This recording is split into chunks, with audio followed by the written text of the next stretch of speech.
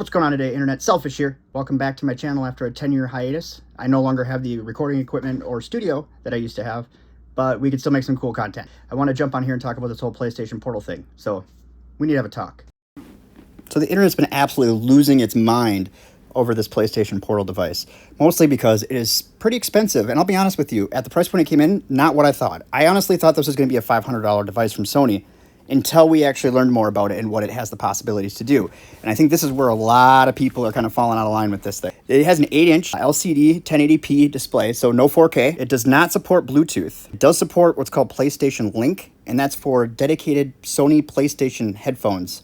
Though it does have a 355mm headphone jack, so if you want to use some wired headphones, you are welcome to do just that. We don't know what the CPU or GPU are yet, so we don't know how much RAM or ROM, but we do know it's 60 FPS. And we do know that it will only play with your PlayStation 5 directly connected to it. No other devices, no Google Play, no emulation, anything like that. And you have to have at least 5 megabytes of Wi-Fi. So who do I think this device is for? Anybody who wants to buy an expensive controller. There are $200 controllers out there. It's not that unheard of to buy a $200 controller. It's a Wii U with a nicer screen. You got to decide if this is the right device for you. There's some other devices that came out in the last year that people were really knocking on, similar to this, and they turned out to be fantastic. Enter the Logitech GCloud, probably the most knocked device in 2023 before the PlayStation Portal was announced. But this bad boy packs some punch. It's got a 7-inch LCD IPS 1920 by 1080 display. It's rocking Bluetooth profiles for both headphones and for controllers. It comes with a Snapdragon 720G processor, which got a lot of flack when it first came out because it is a couple-year-old processor. But the Nintendo Switch's processor was a couple years old when it came out too, so I'm not sure where all that came from. It has an octa-core 2.3 gigahertz CPU. These are naturally cooled, similar to the PlayStation Portal, 60 FPS, running 4 gigs of RAM, 64 gigs internal memory, and you can expand that with a memory card. It does local, remote, and cloud play, and it will work with your PS4 and PS5. So if you have a PS4, this device will work for you, on top of being able to do emulation and all the other things. It does have a 355 headphone jack, so if you want to share that headphones with your spouse who has a PlayStation Portal, by all means, go for it. It does emulate all the way up to some Nintendo Switch games, so that's pretty awesome. Running Android 11 with Google Play. The absolute biggest downfall with this device is the inability to use Wi-Fi 6. It's a Wi-Fi 5 device, which seems really goofy to me for something that's made specifically for streaming. Price is going to come in at $349 retail. I've honestly never seen it at $349. I've never seen it higher than $299. And if you get really lucky during one of their sales, you might find it for $249. So this is an opportunity for a device that does way more than the PlayStation Portal, including what the PlayStation Portal does. And now for the main event.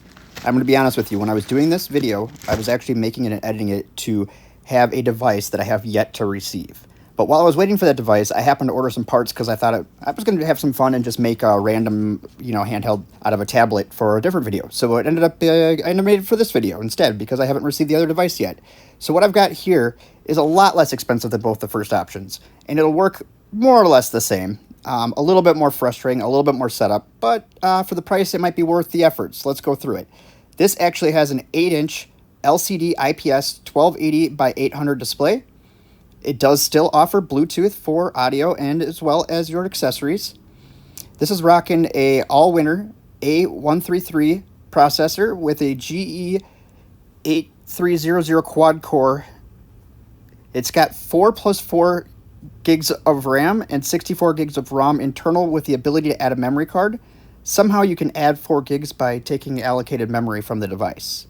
I don't know what the FPS is on this little tablet, but it's not very good because it really crawls.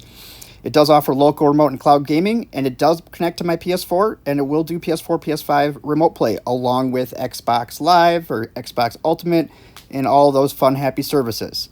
Moonlight works really well on it, even better than some of my other devices for some reason. It's probably the best running app that I have on this device. It does have a 355mm headphone jack like all the other devices in this lineup. It will do some emulation up to Nintendo Switch, but it's pretty fluent on doing things up to PS. It's kind of like a lot of the lower end emulators out there that would actually kind of fall within the same price range if you were to build this yourself. It does run an Android 12 with Google Play, which is odd to get an Android tablet from one of these overseas places. This comes along with Wi-Fi 6 as well, so it's not only the cheapest device, but it has one of the better Wi-Fi connections. So what's the price of this bad boy? Well, when it's all said and done, this bad boy right here is $48 for the tablet itself. So this is a tablet that, again, is 4 plus 4 gigs of RAM. So technically 8, but really it only runs on 4 as far as I can tell. And then the gamepad that I got for here is a $28 gamepad that I bought off of AliExpress. The buttons, everything on this gamepad are really good. The sticks are pretty much Nintendo Switch sticks. There's a couple frustrations with the gamepad as far as trying to get the tablet locked in the first time, but once I got it locked in finally, it worked out great. So there isn't a whole lot of options out there for tablet gamepads, and this one actually works phenomenal. Once it's together, it's super sturdy. And it's not coming apart. Some of the things I did with the tablet was added Daijiju, which is one of my favorite front ends to use, and I also added a whole lot of emulators to this bad boy. For such a cheap little tablet, it's become my kid's favorite thing to play with, so there's something to be said about that. But now back to my original point. I'm really glad that these new devices are being made, whether it be the PlayStation Portal or the Logitech GCloud. These devices are made for somebody, and if that somebody's not you, fine. But what we are getting is more and more powerful devices because it's becoming a competition. It all started with the Nintendo Switch. Then you had a whole bunch of crappy Chinese emulators. After that, we got the Steam Deck. And then the Rogue Ally. So we're seeing new devices. There's a new one recently announced by Lenovo. So we're going to see another new device on top of all the other ones that are being made. So where I think that everybody is wrong is by trying to pigeonhole these devices. These devices are made for somebody. And like I said, there's plenty of $200 PlayStation controllers out there that don't do what the Portal does. So it doesn't seem like that bad of a gig.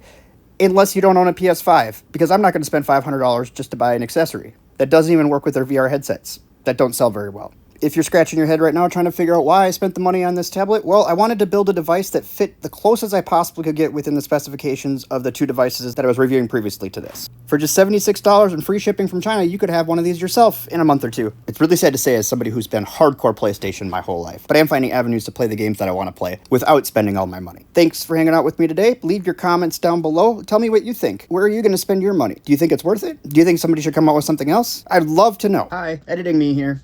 Hey, so while I was in the middle of editing, the original device that I was going to make this video about, before I decided to make a device, was this, the Absolute One.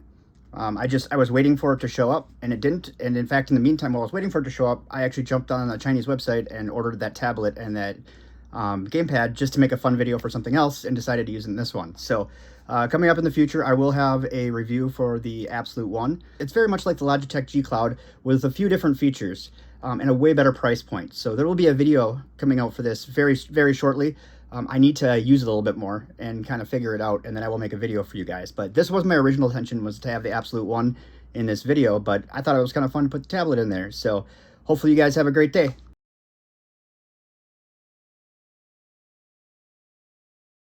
And then I found $5.